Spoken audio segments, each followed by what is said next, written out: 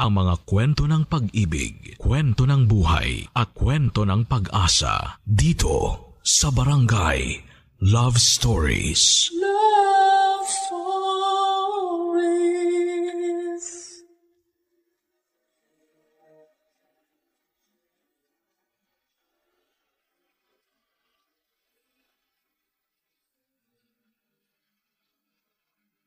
Walang sinuman ang mabubuhay nang hindi kasama ang pamilya. Yun ang sabi ng karamihan. Kaya ang iba sa atin ay sagad kung makapagbigay ng tulong para sa ikagiginhawa ng lahat ng parte nito. Ikaw kabarangay, hanggang saan ang kaya mong isakripisyo para sa pamilya mo? Madalas na umiikot ang malaking parte ng buhay natin sa ating pamilya. Yung iba nga sa atin ay sila ang ginagawang mundo at sa kanila na umiikot at inuubos ang bawat oras ng buhay natin. Pero ang sabi ng iba, ang pagtulong daw, kahit pa sa pamilya ay dapat na may limitasyon. Dahil ang enerhiya at oras ng bawat isa sa atin ay palagi ring may hangganan. Dear Papa Dudut, tawagin niyo na lamang po ako sa pangalang Annalyn, 34 years old at nagtatrabaho bilang supervisor dito sa isang department store sa Batangas. Palagi talaga ako nakikinig ng inyong programang Barangay Love Stories at umaasa ako na sana'y marinig ko ring umere sa inyong radio station ang sulat kong ito. Alam ko kasi na libo-libo ang mga tao na nagpapadala ng sulat sa inyo at kung sakali man na pala rin akong mapili itong sulat ko, ay makapag-iiwan din sana ng aral ang kwentong ibabahagi ko sa araw na ito. Papadudod panganay ako sa 7 magkakapatid at kaugalian na nga ata ng karamihan sa atin na umasa na ang panganay ang makapagbibigay ng magandang buhay sa buong pamilya. Ang panganay na anak ang palaging may pinakamalaking responsibilidad sa lahat. Dahil yon ang nangyari sa akin noon, Papa Dudut. Bago namatay ang tatay ko, palagi niyang sinasabi na kailangan ko raw mag-aral ng mabuti dahil ako raw ang makapag-aahon sa pamilya namin mula sa kahirapan. Nasa 3rd year high school ako nang mamatay siya nang dahil sa komplikasyon sa diabetes. Nang makagraduate ako ng high school ay akala ko talaga na hindi na ako makakapag-aral pa ng college. Mabuti na lamang at nakapasa ako sa scholarship sa isang university sa Maynila 1 taon pagkatapos kong huminto sa pag-aaral.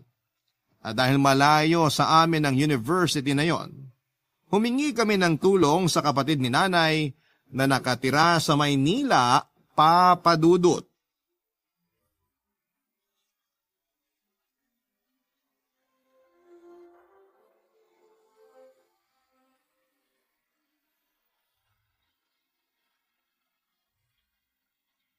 Nay, ang laki po pala ng bahay ni Tita Malu, no? Oo, pinag-ipunan niya talaga na maipagawa ang bahay na to. Wala naman kasi siyang asawa o anak na pwedeng pagkagastusan, kaya binuhos niya na lang sa pagpapaganda ng buhay niya. Ang dami niya nga rin pong appliances dito sa sala. May TV, malaking radyo, aircon, at electric fan pa. Kompleto po talaga lahat. Tsaka nakita niyo po yung refrigerator dun sa may kusina kanina? Ang laki po, Nay. Sigurado po ako na maraming laman na pagkain yun. Kaya nga magpapakabait ka dito, ha? Huwag kang magiging pasaway sa Tita Malu mo. Nakakahiya sa kanya kasi makikitira ka dito sa malaking bahay niya. Huwag po kayong mag-alala. Kasi alam niyo naman po kung gaano ako kasipag pagdating sa mga gawaing bahay. Nandito na ang merienda niyo ni Annalyn, ate. Pasensya na at medyo natagalan ako sa pag-iinit nitong ginataang bilo-bilo sa katuron. Ayos lang, Malu. Hindi ka na nga dapat nag-abala pa kasi aalis din naman ako kagad. Hindi naman pwede yun kasi minsan ka na nga lang pumunta dito sa bahay ko eh. Hinatid ko lang naman kasi talaga si Annalyn dito. Uuwi rin kagad ako sa bahay namin. Kumain ka muna. Kasi niluto ko pa talaga kaninang umaga tong ginataang bilo-bilo para sa merienda natin ngayon. Ikaw din, Annalyn. Kumuha ka na dito ng mangkok mo. Opo, Tita Malu. Salamat po. Ay ate, Nakahanda na rin yung iuwi mo na pagkain para sa ibang anak mo. Iniwan ko muna sa kusina. Kukunin ko na lang mamaya kapag aalis ka na. Ay, ang bait mo talaga, Malu. Salamat ha. Naku, wala yun. Hindi naman mahirap lutuin ang bilo-bilo na yan.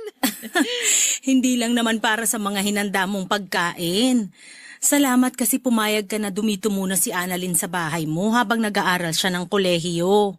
Ayos lang kasi wala naman akong ibang kasama dito sa bahay. Salamat din kasi ikaw pa talaga ang magbibigay ng allowance sa anak ko para hindi na siya mag-working student. Oo nga po, Tita Malu. Pwede naman po ako mag-working student para hindi ako masyado maging pabigat dito sa inyo. Sino bang may sabi na magiging pabigat ka sa akin? Pamangkin kita kaya kahit paano, obligasyon ko na rin na tulungan ka sa pag-aaral mo. Nahihiya lang po ako kasi mas mapapalaki ang gastos niyo sa akin. Okay lang dahil gusto ko na makapag-focus ka sa pag-aaral mo. At hindi mo magagawa yon kung mahahati ang oras at atensyon mo sa trabaho at pag-aaral. Basta ang gusto ko lang ngayon, pagbutihin mo ang pag-aaral mo sa college, Annalyn. Makakaasa po kayo na yun talaga ang gagawin ko, Tita Malu. Hindi ko po kayo bibiguin ni Nanay. Mabuti naman kung ganon. Basta nandito lang ako para tulungan ka at ibigay ang mga pangangailangan mo para sa kolehiyo.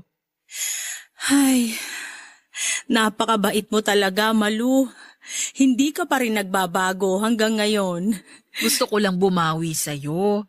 Kasi mula nang mamatay ang mga magulang natin, hindi na tayo masyadong nagkakasama o nagkakausap, ate. Ayos lang, kasi nagkaroon na rin naman tayo ng kanya-kanyang buhay. Kaya nga natutuwa ako na kahit sobrang asensado ka na, hindi ka pa rin nakakalimot na tumulong sa akin o sa iba pa nating kapatid. Salamat, Malu. Salamat talaga. Papa Dudut, hindi talaga ako matalino. Pero masipag at matyaga akong mag-aral kaya nakatapos ako na salutatorya noong high school. Ang nasa isipan ko talaga noon ay kailangan kong makagraduate para makahanap ako ng maayos na trabaho. At kapag may maayos na akong trabaho, mapag-aaral ko na ang mga kapatid ko hanggang sa kolehiyo. Alam ko na yon ang magiging simula ng pagkakaroon namin ng magandang buhay, lahat ay magsisimula sa akin. Kaya naman nagsumikap talaga akong mag-aral at makakuha ng scholarship, Papa Dudut.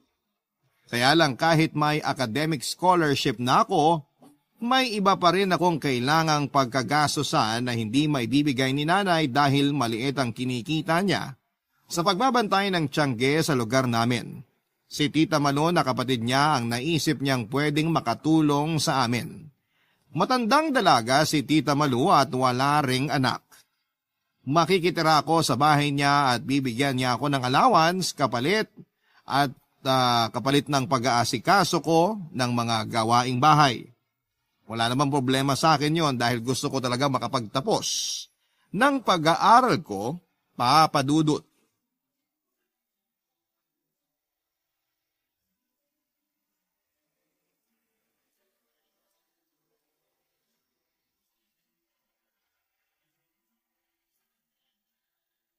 Annalyn! Annalyn! Gising na, aba! Tita Malu, medyo maaga pa po yata. Kasi madilim pa po sa may labas ng bintana. Anong maaga pa? 5:30 na, kaya bumangon ka na dyan. Pwede po bang 6:00 na lang ako bumangon? Medyo napagod din po kasi ako sa biyahe namin ni Nanay kahapon. Ay, hindi pwede! Bumangon ka na dyan at marami ka pang gagawin. Pero Tita Malu... Annalyn, umayos ka dyan. Hindi ka pa nagtatagal dito sa bahay ko, nagiging pasaway ka na kaagad? Hala, bilisan mo't bumangon ka na dyan. Halika na, lumabas ka na ng kwarto. Sige po, Tita.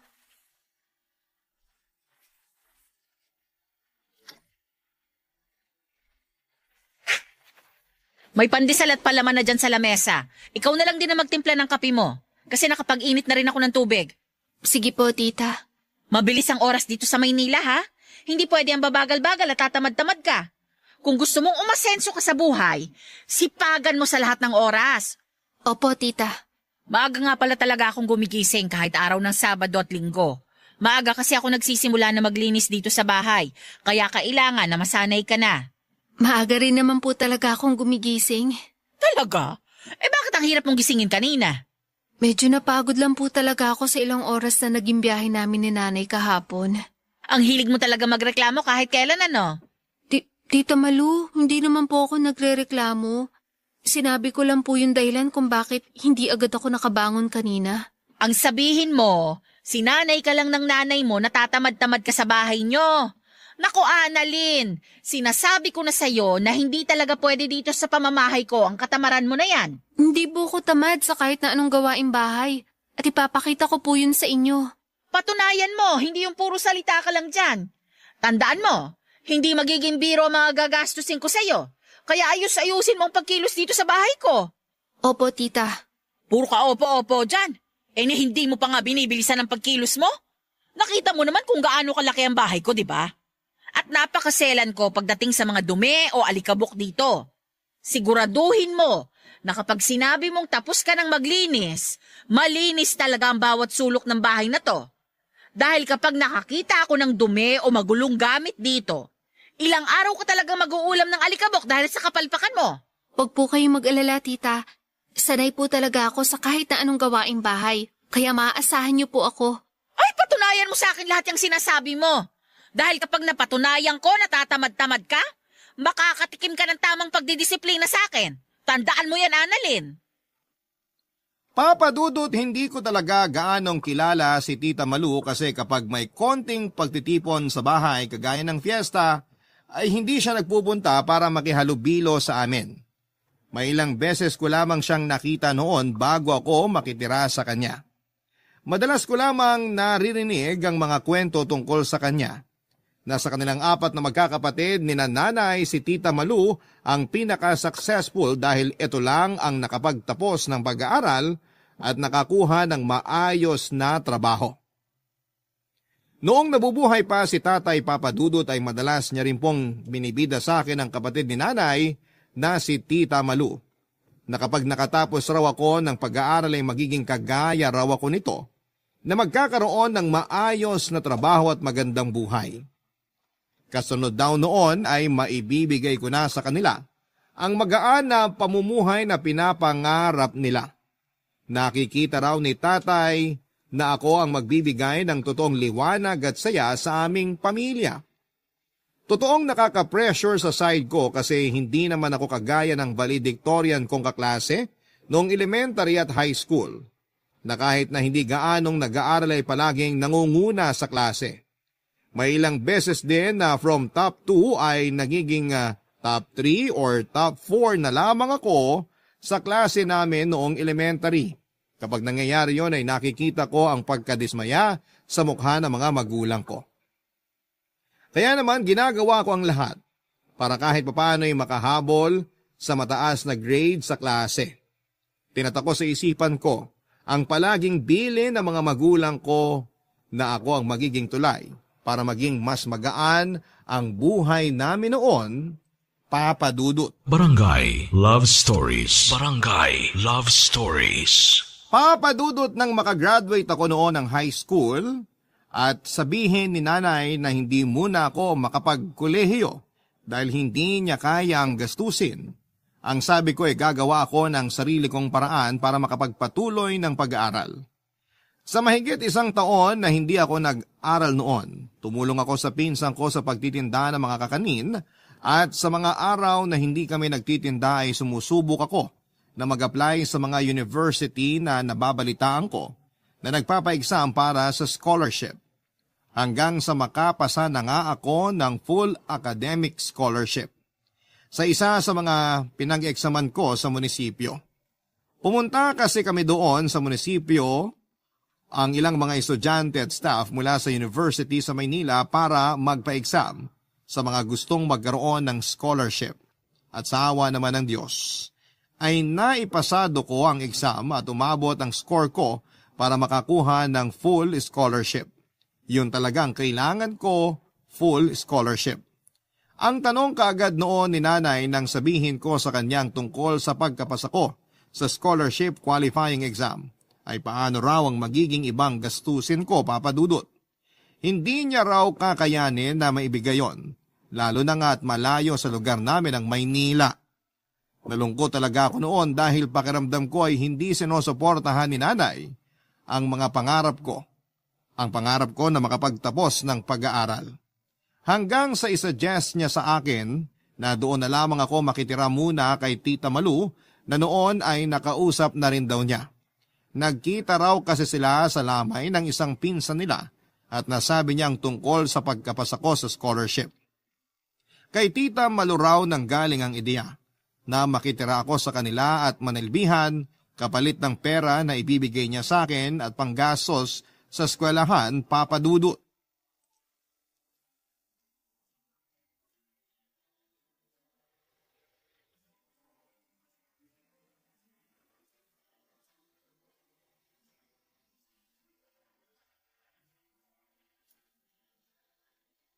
Grabe, ang sakit naman sa ulo nitong nire-review ko. Ay, bakit pa kasi ang hirap palagi ng exam na binibigay sa amin ni sir? Palagi na lang may mahabang formula at computation. Ang init-init pa ng panahon kahit 2:00 na ng madaling araw. Makapagbukas nga muna ng electric fan.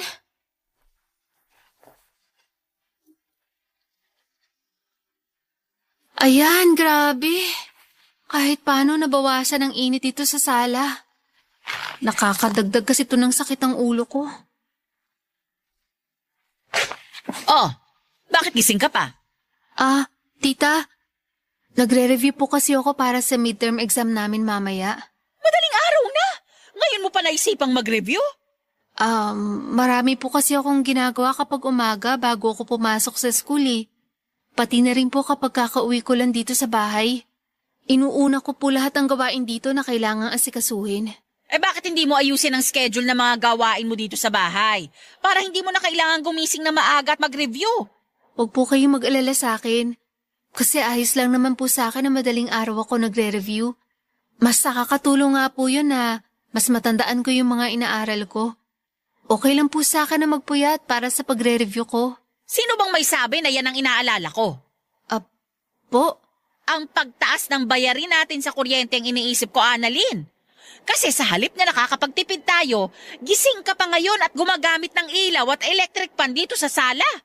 At tita, kabubukas ko pa lang naman po ng electric fan. Huwag ka nang magdahilan dyan. Hindi kasi ikaw yung nagpapakahirap na magtrabaho para mabayaran ng bilis dito sa bahay. Kaya wala kang pakialam kahit tumaas pa ang bayarin natin sa kuryente. Hindi naman po sa ganun. Nagtitipid din naman po ako sa paggamit ng appliances dito sa bahay. Talaga? Bakit gumigising ka pa ng madaling araw para lang magsayang ng kuryente dito sa bahay? Kagaya po ng sinabi ko kanina, wala na po kasi akong oras na mag-aral bago umalis ng bahay o kahit pag-uwi ko dito. Masyado rin po kami maraming ginagawa sa school, kaya hindi ko maisingit ang pagre-review kapag nandun ako. Ito lang po talaga yung oras na nakikita ko para makapag-review ako ng maayos. Kaya ayos lang sa'yo na tumaas ang bayarin natin sa kuryente? Okay lang sa'yo na ako naman ang mahirapan na magtrabaho para lang mabayaran ang perwisyo na ginagawa mo dito sa bahay ko? Hindi naman po sa ganun. Kasi sa totoo lang... Alam mo, Annalyn, sana makaramdam ka naman ng kahit konting hiya sa akin. Kasi hindi ko pinupulot ang pera na binibigay ko para magamit na allowance mo. Lalo na mga pambayad ng bilis dito sa bahay. Magkusa ka naman sanang magtipid. Hindi yung paulit-ulit ko nalang pinapaalala sa'yo na hindi madali ang buhay. Hindi ka pinanganak na mayaman, kaya hindi ka dapat nagfe-feeling mayaman. Paghirapan mo ang bawat butil ng kanin na kinakain mo, pati na ang bawat paghinga na ginagawa mo dito sa loob ng pamamahay ko. Alam ko naman ang magiging lugar ko sa pamamahay ni Tita Malu, Papa Dudut. Sa panahon na mataas ang presyo ng mga bilihin ay wala na talagang libre kahit pa sa mga kadugo o kamag-anak mo. Lahat ng bagay ay kailangan mong pagsumikapan na makuha. Kasama na nga doon ang pagtira ko sa bahay ni Tita Malu, Papa Dudut. Pagpapakain niya sa akin at pagbibigay ng pera na panggasto sa eskwelahan. Lahat yon ay kailangan kong pagsumikapan at ang paninilbihan sa kanya ang kapalit ng mga bagay na ibinibigay niya para sa akin. Hindi ko lang din talaga inaasahan noon yung magiging pagtrato niya sa akin, Papa Dudut. Madalas kasi kapag kinagkwento siya sa akin ni nanay at ni tatay, yung tungkol lang sa pagiging successful na tao ni Tita Malu. Hindi nga raw ito masyadong nakakapunta sa mga maliliit na salo-salo dahil palaging nasa trabaho ang oras nito. Kaya noon pa man ay humahanga na rin talaga ako sa kanya. Ang hindi ko alam ay sa kabila ng mga magagandang kwento na napapakinggan ko tungkol sa kanya ay yung ugali na hindi niya madalas na pinapakita sa ibang tao, Papa Dudut, ay meron siya.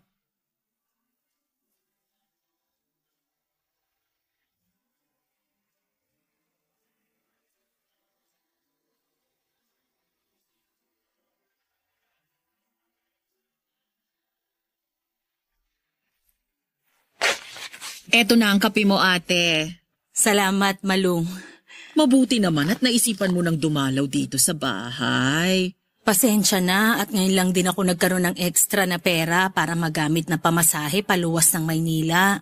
Dapat sinabi mo para pinadalhan kita ng pamasahe mo papunta dito. Ano ka ba?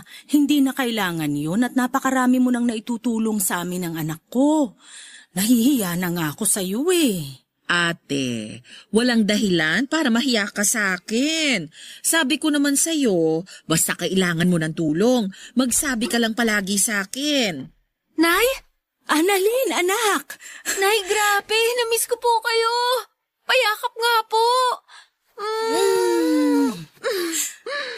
Namiss din kita, anak.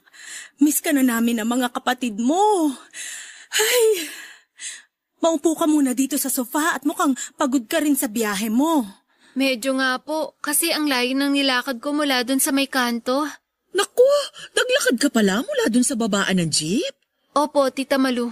Ay bakit hindi ka nalang sumakay ng tricycle? Nagtitipid po kasi ako, Tita. Mabuti naman at naisipan mo nang gawin yan. Alam mo kasi, sa totoo lang ate, medyo magastos pala tong si Annalyn. Palagi niyang nauubos ang allowance na binibigay ko sa kanya. Kahit sinusobrahan ko na nga yung binibigay ko, wala pa ring natitira. Kaya madalas ko tuloy siyang masermonan tungkol sa paghawak at paggamit ng pera. Alam ko na hindi ako ang nanay niya, pero hindi ko lang maiwasan na mapagsabihan sa ate. Ayos lang, Malu. Naiintindihan ko kasi para naman din kay Annalyn ang ginagawa mo. Yan din ang palagi kong sinasabi sa kanya. O siya, maiwan ko na muna kayo dyan. Magluluto lang ako ng ulam para sa hapunan natin. Naku, Malu, aalis na rin naman ako mamaya. Huwag ka nang mag-abala pa. Dito ka na maghapunan ate. Bibilisan ko ang pagluluto para maaga tayong makakain. Ikaw na muna mag-asikaso sa nanay mo, Annalyn. Ako nang bahala sa pagluluto sa kusina. Tatawagin ko na lang kayo kapag kakain na tayo, ha? Sige po, Tita Malu. Salamat po. Kamusta ka naman dito, anak? Ayos naman po ako dito, Nay. Sigurado ka? Opo. Para kasing medyo nangangayayat ka. Saka ang lalim ng eye bags mo. Marami po kasing inaasikaso ngayon sa school kaya madalas napuyat din po ako. May gusto ka bang sabihin o ikwento sa akin? Wala naman po. Maayos ba ang trato ni Malu sa'yo dito sa bahay niya? Ayos na ayos lang po ako, Nay. Mabait po siya sa akin tsaka binibigay niya po lahat ng mga kailangan ko sa school. Madalas nga po na sobra talaga yung allowance na binibigay niya sa akin. Kaya maswerte po ako na pinatuloy niya ako dito sa bahay niya. At tinutulungan niya ako pagdating sa ibang gastusin na kailangan para makapag-aral po ako. Papa Dudut, hindi naman ako madalas na sinasaktan ng pisikal o pinagbubuhatan ng kamay ni Tita Malu.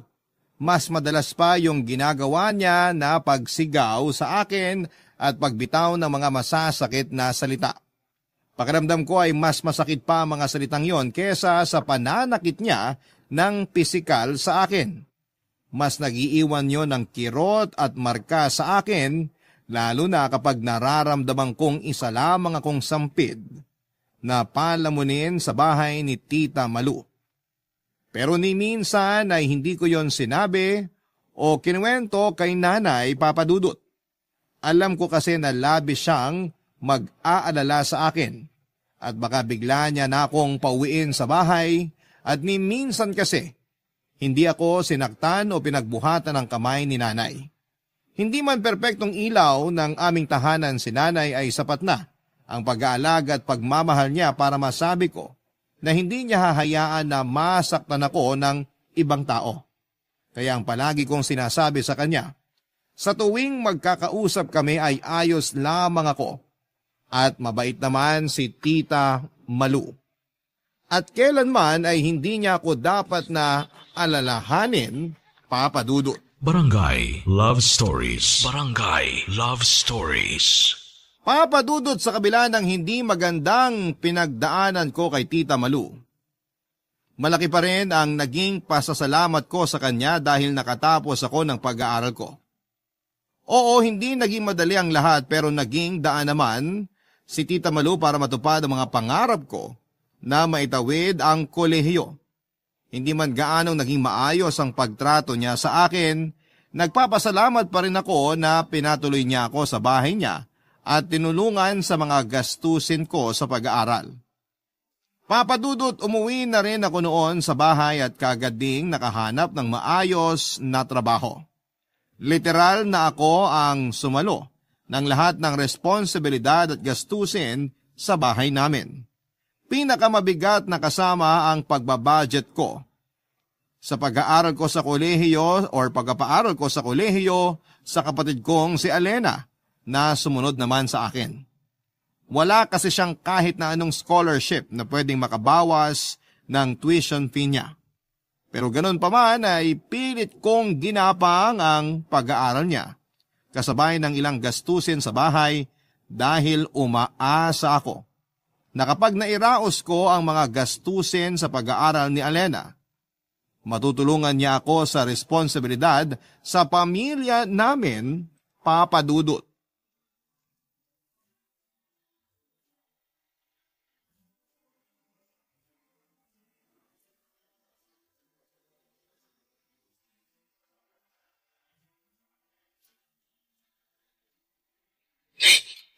Anong plano mo ngayon? Hindi ko nga po alam, Nay.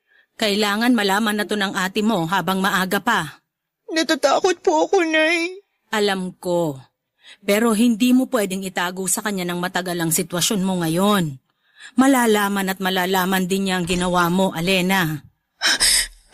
Ate, Annalyn, ang aga mo naman yatang nakauwi ngayon, anak. Dapat nga po kanina pa ako nakauwi kasi maaga ko natapos yung trabaho ko, Nay. Kaya lang, ang traffic naman po banda dun sa may tulay kasi may banggaan na naman po ng truck at kotse dun. Grabe tuloy yung traffic na mapadaan yung jeep namin dun kanina. Madalas talaga na may nangyayaring aksidente doon. Ay, sandali nga lang at ipagtitimpla kita ng kape mo. ako na po magtitimpla ng kape, Nay. Ako na. Samahan mo na lang dyan ang ate mo, Alena. Sige po, Nay. Akala ko gabi pa ang tapos ng klase mo kapag ganitong Biyernes, Alena. Ate, nag-text sa isang kaklase ko yung professor namin para sabihin na hindi siya makakapasok sa klase namin mamaya. Kaya umuwi na lang din ako ng maaga dito sa bahay. Mabuti naman kung ganun. Anong ibig mong sabihin na mabuti naman, Ate Annalyn? Mabuti naman at naisipang mo umuwi na lang dito sa bahay. Kesa maglakwatsa ka pa sa labas kasama ng ibang kaibigan o kaklase mo. Sa panahon kasi ngayon, mahirap na talaga magtiwala sa mga taong nakapaligid sa'yo. Kasi hindi mo alam kung anong impluwensya pwede nilang maibigay sa'yo. Baka mamaya, ikapahamak mo pa yung pagsama-sama mo sa mga kaibigan mo kapag niyaya ka nilang lumabas o tumambay sa kung saan. Oh, eto na ang kape mo, Annalyn. Salamat po, Nay. Bakit pala hindi ka na nagsalita, Alena? Naiintindihan mo naman siguro yung punto ng mga sinabi ko kanina. Oo naman, Ate. Naiintindihan ko lahat. Eto na ang kape mo, Alena. Salamat po, Nay. Mabuti naman kung ganun. Ay, tikman ko nga muna tong kape na tinimpla ni Nanay. Oh, mainit pa yan. Kaya dahan-dahan lang sa pag-inom. Grabe ang pait. Pero ito talaga ang gusto kong kape para nagigising lalo ang diwa ko. Nitong mga nakaraang araw kasi pakiramdam ko, palagi akong pagod sa trabaho. Pero di bale, ilang taon na lang naman makakagraduate ko na rin, Alena. At matutulungan mo na ako sa mga gastusin dito sa bahay. Kaya iwasan mo sana yung mga classmate mo na alam mong hindi magandang impluensya sa'yo, ha? Baka mamaya, maging dahilan pa sila ng pagbubuntis mo nang wala sa oras at... Oh, Alena, ayos ka lang ba? Nako, pasensya na. Kasi, dumulas lang sa kamay ko tong tasa ng kape kaya natapon dito sa lamesa yung laman. Pero, okay lang naman ako. Hindi ako napaso ng kape, ate. Ate Annalyn, aayusin ko lang to. Eto na ang basahan, Alena. Ako na magpupunas dyan sa lamesa. Sige po, Nay. May problema ba? Nay, Alena, napapansin ko na kanina pa kayo nagtititigan na para bang may gusto kayong sabihin sa akin. Ano ba yun? Wala yun, Ate Annalyn. Wala naman kaming dapat na... Alena, sabihin mo na kay Annalyn ang dapat niyang malaman. Alena, ano ba tong sinasabi ni nanay? Ano ba yung dapat mong sabihin sa akin? Kasi, kanina ko pa talaga kayo napapansin. Kaya sigurado ako na may gusto kayong sabihin sa akin eh. Ate Annalyn, buntis ako. Anong sabi mo? Tama ba yung narinig ko? Buntis ka, Alena? Oo, ate. Buntis ako. Sorry. Sorry? Sorry para saan? Kasi sinira mo yung tiwala ko sa'yo? Kasi sinira mo yung mga plano natin para sa bahay na to? Para kay nanay? Sorry kasi sinayang mo lahat ng perang pinagpapaguran ko para lang makapag-aral ka. Ano, Alena? Bakit ganyan ka? Bakit dapat ko walang utang na loob mo naman sa akin? Annalyn, tama na yan. Ano pong tama, nanay? Bakit ako ang sinasaway niyo? Bakit hindi yung kapatid ko? Nandyan na yung bata sa tiyan niya. Hindi na natin mababago na buntis ang kapatid mo. Ay na nga po, Nay. Bakit parang hindi niyo man lang sinubukan na pigilan siya sa kalandian na ginagawa niya? Sabi ng tama na, Annalyn. Huwag mo nang pagsalitaan ng ganyan ang kapatid mo. Ay naman po talaga ang totoo na eh. Wala nang ibang gagawin si Alena kung hindi ang pagbutihin ng pag-aaral niya. Pero lumandi pa siya at nagpabuntis sa kung sino lang lalaki. Samantalang ako nun, wala akong inatupag kundi pag-aaral ko at paninilbihan kay Tita Malu. Sa bagay, hindi niya rin naman po alam kung anong pasakit ang pinagdaanan ko sa kamay ni Tita. Ha? Sinasaktan ka ba ng Tita Malu mo? Opo, at hindi lang yon. Palagi niya pa ako minumura at sinusumbat sa akin lahat ng mga ginagastos niya para sa akin. Tiniis ko lahat yun. At minsan, hindi ko sinabi sa inyo dahil ayoko mag-alala kayo. Dahil ang nasa isip ko nun, titiisin ko lahat ng hirap at pasakit sa bahay ni Tita Malu para makapagtapos ako ng pag-aaral ko.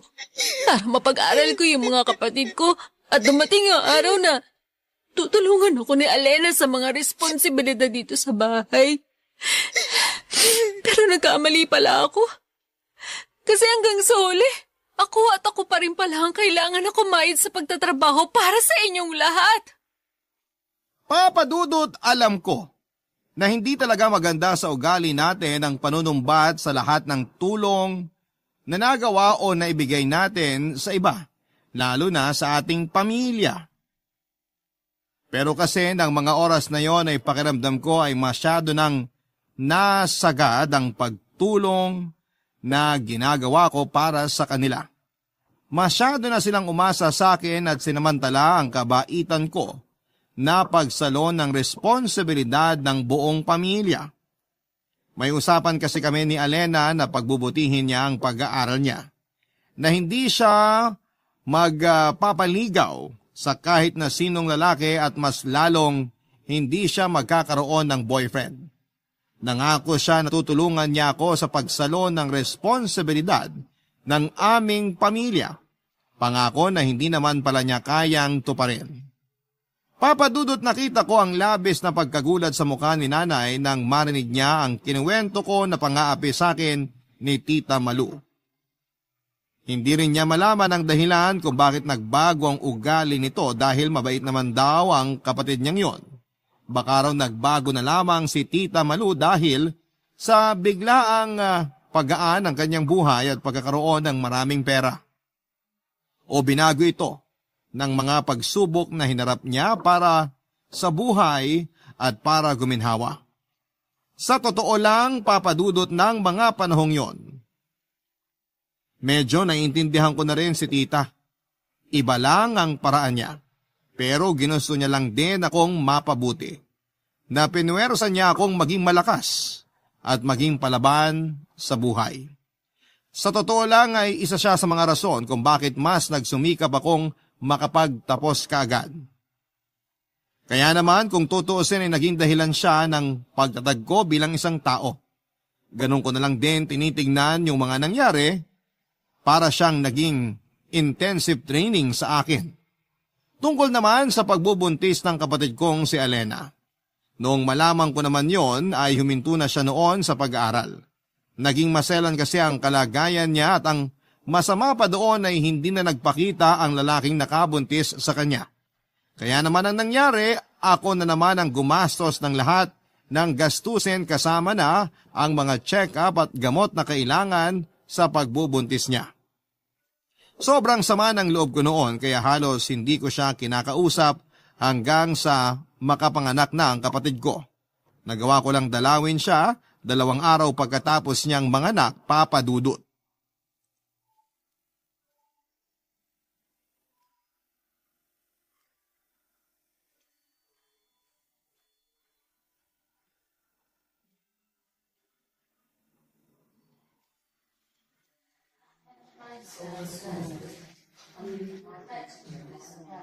Kamukhang-kamukha mo talaga ang baby mo, Alena. Lalo na kapag ganyan na mahimbing ang tulog niya. Oo nga po, Nay. Mula sa mata, ilong, labi, hanggang sa maputing kutis ni baby. Namana niya sa akin lahat. Mabuti na lang talaga dahil sigurado ko na lalaking maganda ang baby mo. Lalaki siyang maganda at mabuting tao. Ate Annalyn. Kumusta ka na, Alena? Ayos naman, ate. Pasensya ka na kung ngayon lang ako nakadalaw dito sa ospital. Nag-overtime pa kasi ako sa trabaho ko. Okay lang. Naiintindihan ko. Hindi ka ba nahirapan sa panganganak mo? Hindi naman, ate. Ang sabi ng doktor, nakakabilib daw ako kasi hindi ako kagaya ng ibang naging pasyente nila na inabot pa ng ilang oras sa pagle-labor. Mabuti naman. Anak, tingnan mo ang baby ni Alena na karga niya. Kamukhang-kamukha ng kapatid mo. Oo nga, ate. Lapit ka pa ng konti dito sa tabi ko para mas makita mo si baby. Hindi ba siya magigising kapag lumapit ako dyan? Hindi, Annalyn. Mahimbing ang tulog ni baby kaya hindi kagad siya magigising. Liga na dito sa tabi ng kapatid mo para makita mo kung gaano kaganda ang pamangkin mo. Sige po. Oo nga. Kopyang-kopya niya ang mukha mo, Alena. Ganyan na ganyan din ang mukha ng kapatid mo nung pinanganak ko siya.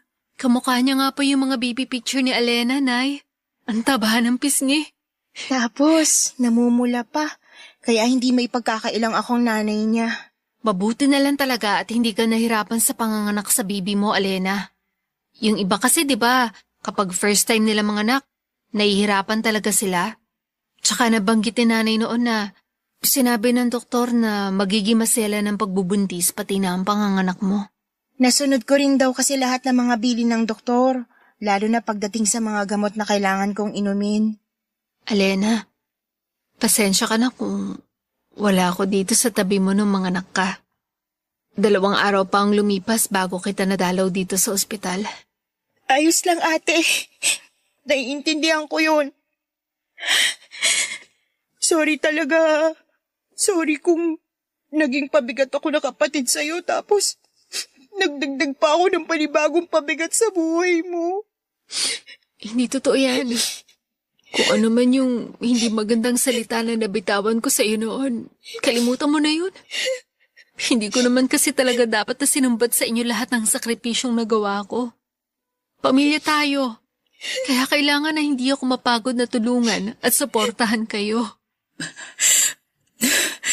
Annalyn, anak. Sorry din, ha? Isa pa po kayo, Nay. Hindi niyo po kailangan na mag-sorry sa akin.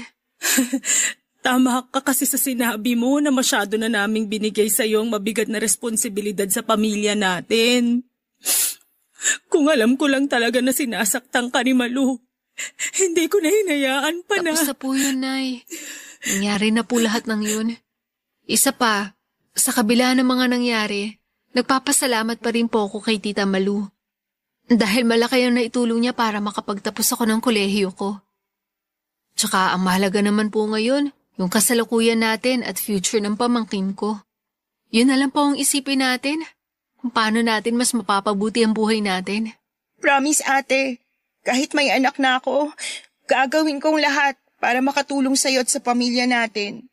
Basta wag kami ang palagi mong uunahin, Alena. Ngayong may anak ka na, mas itutok mo sa kanyang atensyon mo. Huwag kang mag-alala. Tutulungan ka namin palagi ni Nanay. Nandito lang ako palagi sa tabi niyo ni Baby.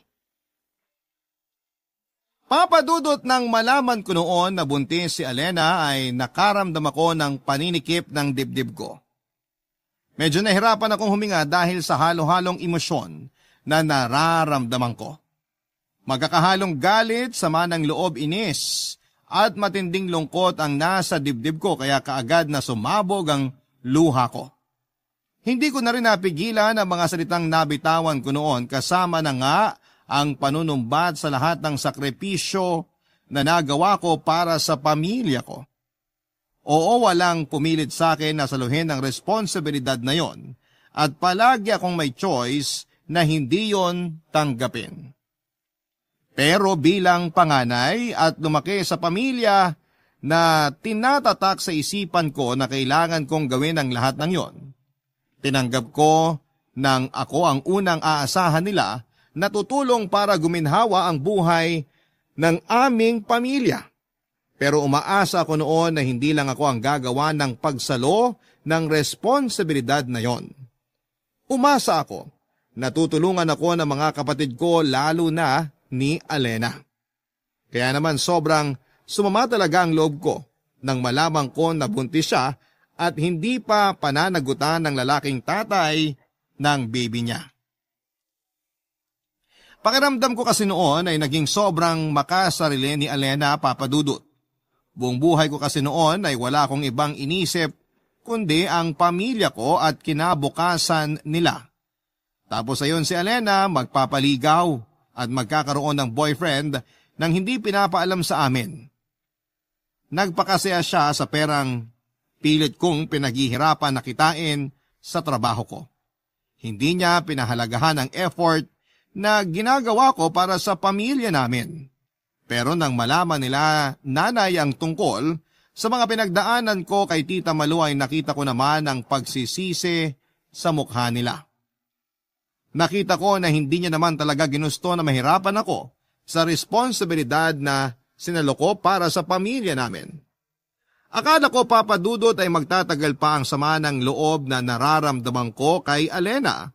Pero nang makita ko ang pamangkin ko ay kaagad na nabawasan ang sama ng loob na nararamdaman ko.